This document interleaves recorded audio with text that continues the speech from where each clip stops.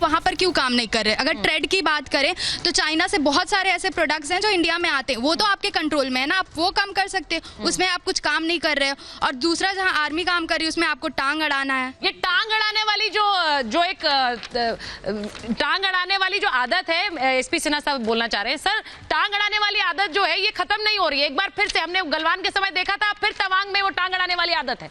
जब यहाँ की कुछ पॉलिटिकल पार्टीज की जो सोच है ना, वो है सत्ता की खोज, देश की सेवा की खोज नहीं है, अनलाइक सेना। पहली बात।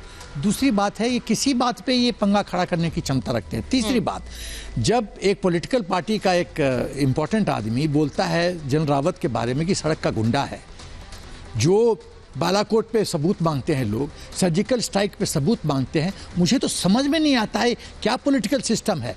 और एक चीज़ और मैं कहता हूँ कि जब जनरल रावत को, जो आर्मी चीफ थे, उस पर आप सड़क का गुंडा बोलते हो, क्योंकि हिंदुस्तान की सेना मर्यादा के तहत लक्ष्मण रेखा क्रॉस करना नहीं चाहती, क्योंकि हम नहीं चाहते हैं कि हम बवाल खड़ा करें। सरकार जो हमें कहती है हम उसको एक्सिक्यूट करते हैं। और कभी कभी इंसल्ट भी साथ है, जैसे जनरल रावत ने कहा। जनरल रावत खाली जनरल रावत नहीं थे, वो हमारे परिवार के मुखिया थे। आप पूरा सेना को उसका आप अनादर कर रहे हैं। तो ये क्योंकि सेना चुप रहती है तो हमारे कंधे और ये स्टेटमेंट बाय इंडियन आर्मी था। मेजर आर्या, मैं बार बार ये बात बोलती हूँ कि this was a statement by Indian army. सरकार ने तो बाद में स्टेटमेंट दिया, आज संसद में दिया, कल इंडियन आर्मी का स्टेटमेंट आ गया था। और अगर इंडियन आर्मी का स्टेटमेंट आ गया तो आप उसे मानिए, उसके बाद अगर आप सवाल उठा रहे हैं, मतलब आप इंडियन आर्मी की बात को डिस्क्रेडिट कर रहे हैं। नहीं, इंडियन आर्मी का स्टेटमेंट क्या, आप सरकार को छोड़ दीजिए। सरकार अगर कुछ भी नहीं करेगी, जब सर्जिकल स्ट्राइक्स हुई थी तो किसने पहले बोला था? It was the Indian army that declared, it was no politics. किसी नेता ने थोड़ा ना बोला था कि हमने सर्जिकल स्ट्राइक करी। इंडियन आर्मी ने एक प्रेस कॉन्फ्रेंस करी जिसमें मुझे याद है इंडियन आर्मी ने बोला था कि साहब हमने ये सर्जिकल स्ट्राइक करी है, जिसमें हमारे स्पेशल फोर्सेस के commandos they have gone deep inside Pakistani territory और XYZ कार्रवाई करी है।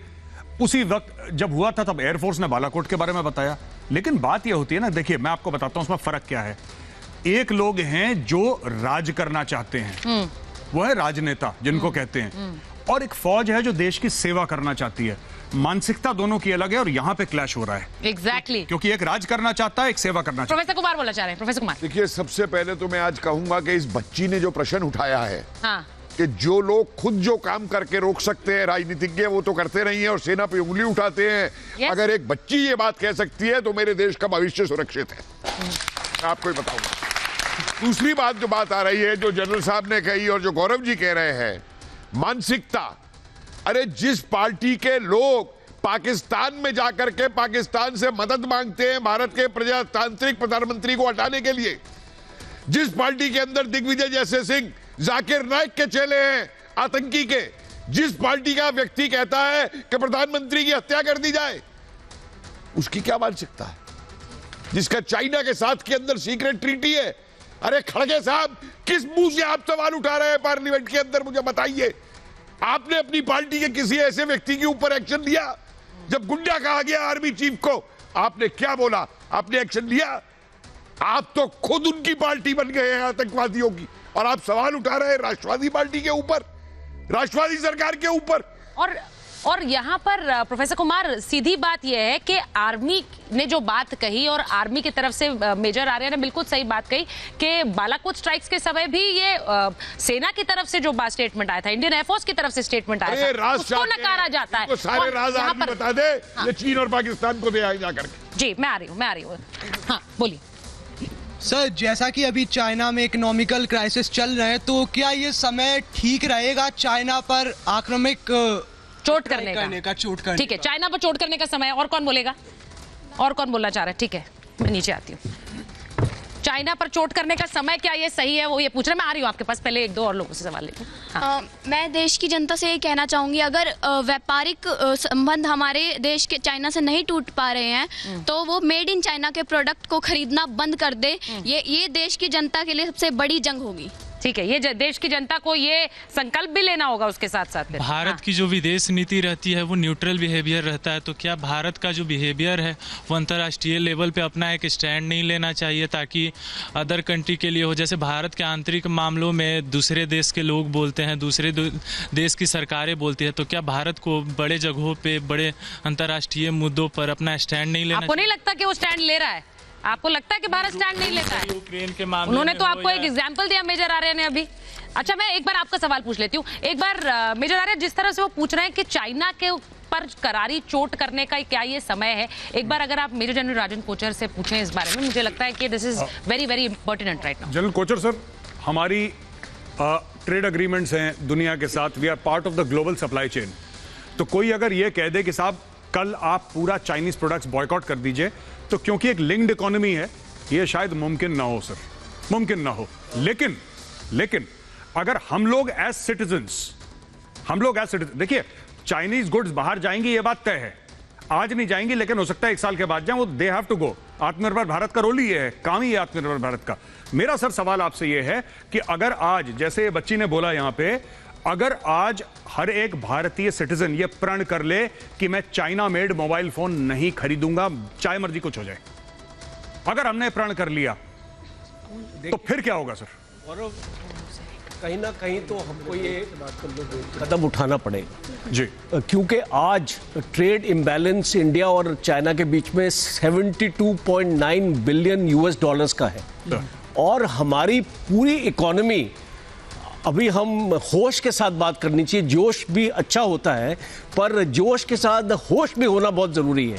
हमारी पूरी इकोनॉमी आज चाइना के रॉ मटेरियल के ऊपर, प्रोडक्ट के ऊपर, आप फार्मास्यूटिकल इंडस्ट्रीज देख लो, केमिकल इंडस्ट्रीज देख लो, फर्टिलाइजर इंडस्ट्रीज देख लो, पूरी डिपेंडेंट है चाइना के ऊपर। जब तक आत्मनिर्भर को आप उस लेवल तक नहीं लेके जाएंगे जहां पे ये डिपेंडेंस आप इसको कम कर पाएंगे, तो हम ये चीज नहीं कर पाएंगे। तब प्रोफेसर कपिल साहब डिसएग्री कर रहे हैं, मैं प्रोफेसर साहब के पास जाना चाहूंगा। देखिए सर, आप सर हिला रहे हैं बहुत तेज। नहीं, देखिए मैं ये मानता हूं कि डिपेंडेंस है, लेकिन ये डिपेंडेंस किसने बनाई?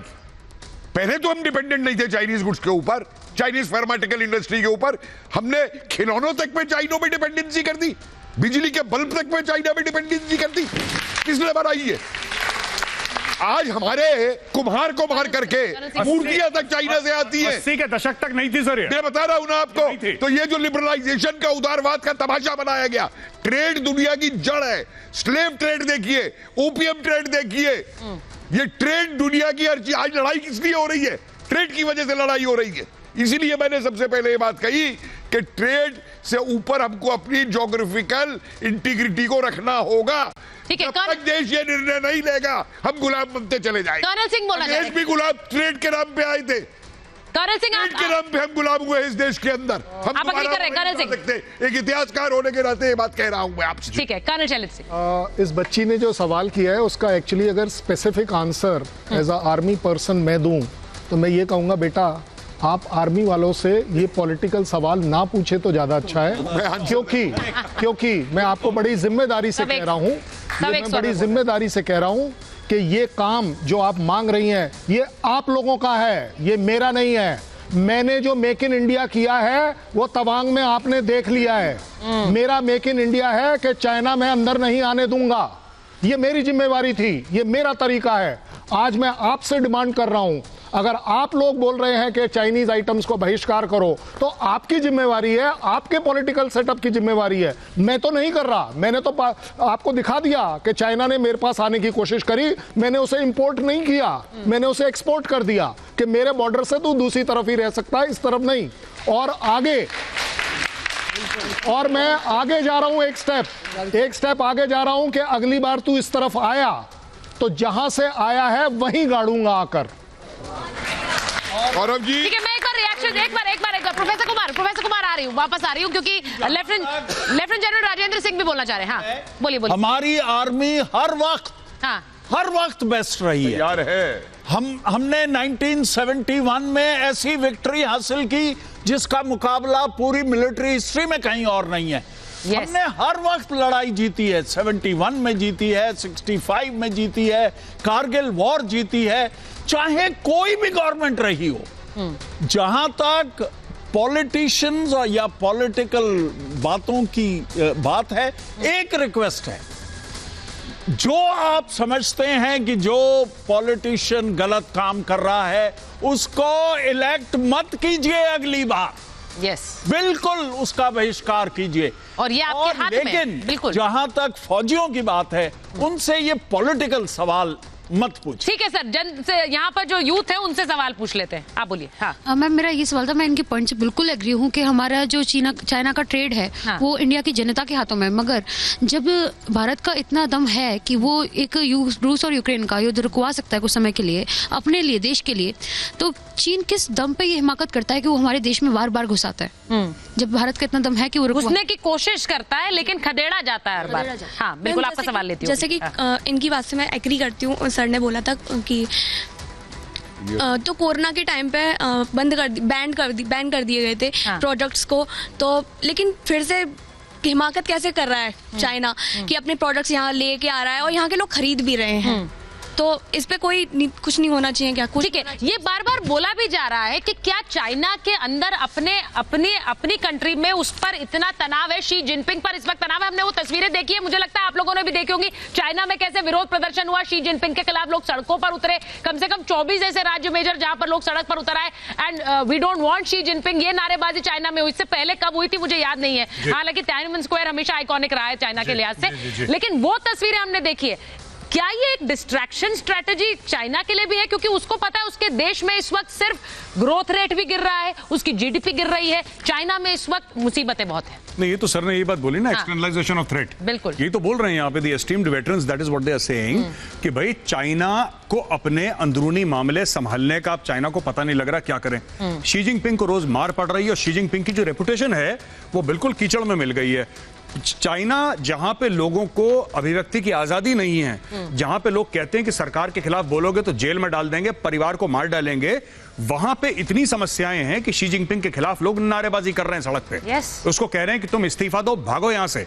उसको हिटलर के साथ कंपेयर करा जा रहा है, उसके कार्टून बन रहे हैं, वो छोटी छोटी मूछें लगा के हिटलर टाइप का उसको बताया जा रहा है कि तुम बुरे हो चाइना के लिए, तुम चाइना के गद्दार हो, तुम निकलो यहां से। तो शी जिनपिंग अपने आप किस तरीके से अपनी इमेज है अपने देशवासियों के बीच में उठाए, वो ये बोलेगा देखो जो भी कुछ है इसको पीछे डालो, अभी खतरा भारत से है। इसीलिए चाइना ने क्या स्टेटमेंट दिया है, चाइना ने बोला है कि भारत आया था चाइना के अंदर। चाइना ने झूठ बोला, क्योंकि चाइना बोलेगा भारत आया है और हमने जो कार्रवाई करी वो तो जवाबी कार्रवाई करी, हेंस प्रूव्ड 2+2=4। तो भाई बाहर से खतरा है, सब एक हो जाओ शी जिनपिंग के पीछे। ये चूरन बेच रहा है शी जिनपिंग अभी बेसिक। मैं बस ये कहना चाहती हूँ कि हमारे पास समय नहीं है और थोड़ी देर में ऐश्वर्या आ रहे हैं आपके लिए पूछता है भारत लेकर, लेकिन उससे पहले बस एक बात कहना चाहती हूँ कि हमारे मुझे पता है बहुत सारे लोग बहुत कुछ कहना चाहते हैं, लेकिन एक चीज बस कि वहां जब LAC पर हमारे जवान है उनको यहां से आवाज पहुंच जाए, अगर एक बार भारत माता की जय बोल दें हम लोग सब मिलके, भारत माता की जय। मुझे लगता है ये आवाज यहां से वहां तक जवानों के बीच जानी चाहिए, जिससे वो दम महसूस कर सके कि पूरा देश उनके बीच खड़ा है। बहुत बहुत धन्यवाद आप सभी का महाभारत में जुड़ने के लिए, बहुत बहुत धन्यवाद।